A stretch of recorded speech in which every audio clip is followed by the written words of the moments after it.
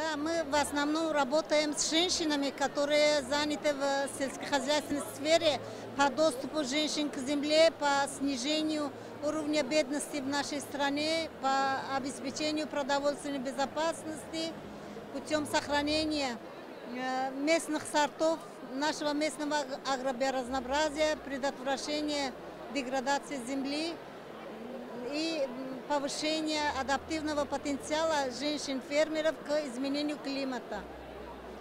They work with women that work in agriculture in the country, and they working to put the level for poor people to make a development in these areas, but they are acting with women.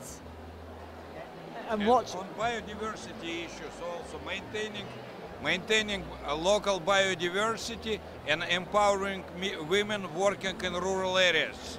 What is very important. Thank you. And what help would she need to make the project go forward, get bigger, get better? Okay. Что надо, чтобы сделать вот этот проект, который вы создали, более мощный?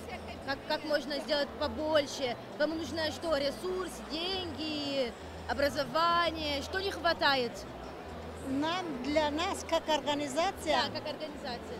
в принципе, у нас проекты нужно разрабатывать, привлечение денег, да, и также поддержка гражданского общества, всесторонняя поддержка, как НГО.